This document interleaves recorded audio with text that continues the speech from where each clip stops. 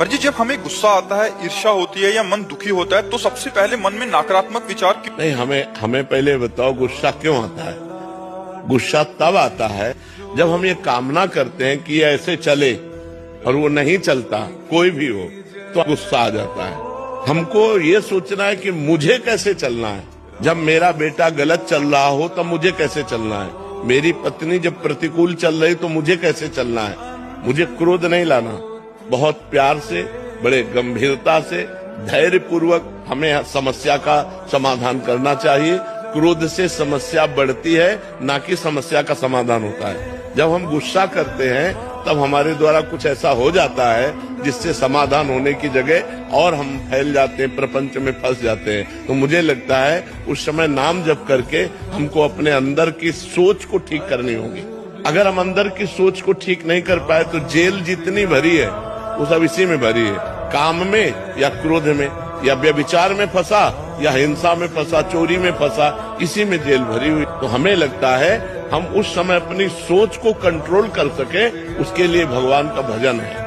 भगवान के भजन में बहुत बड़ी सामर्थ्य है और सामने वाले का परिवर्तन क्रोध से नहीं होता, हमारी नम्रता और विनम्रता और सहनशीलता से होता है। एक बार श्री स्वामी एकनाथ जी महाराज महाराष्ट्र के गंगा स्नान करने गए, तो स्नान करके लौट रहे थे तो ऊपर विधर्मी का महल था, गली के ऊपर।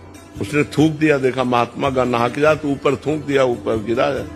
वो फिर नहाने गए, वही गली थी, फिर लौटे, फिर थूक दिया, 100 बार थूका। वो 100 बार स्नान करके आए। जब 100 बार स्नान करके आए तो हार गया। वो नीचे उतर के आया और प्रणाम किया और कहा मुझे क्षमा कर दो। उनका क्यों भैया? बोले मैंने 100 बार आपके ऊपर थूका, अपराध किया। बोले नहीं, आपने बड़ी कृपा की।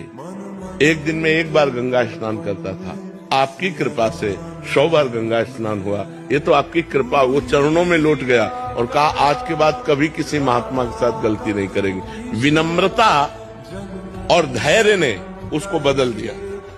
अगर उसी समय गाली देते तो शायद और थूकता और गुस्सा करता या और विपरीत चला जाता, लेकिन वो कुछ नहीं बोले तो उसका सुधार हो गया। विनम्रता और धैर्य से यदि हम अपनी सोच को कंट्रोल में रखें तो हम किसी का भी सुधार कर सकते हैं। गुस्सा से सुधार नहीं होता, गुस्सा से और हानि हो जाती है। जैसे छोटे छोटे बालकों को आप बार बार प्रताड़ित करते रहे तो उनके अंदर आपके प्रति जो अश्रद्धा पैदा होगी, जब वो जवान होंगे तब वो आपका अनादर करेंगे कि ये बहुत दुष्ट हमारे साथ ऐसा ऐसा करता रहा। तो हमें लगता है बच्चों को प्यार से समझाने की कोशिश करें, दुलार से समझाने की कोशिश करें। ज्यादा क्रोध का प्रयोग ठीक नहीं है।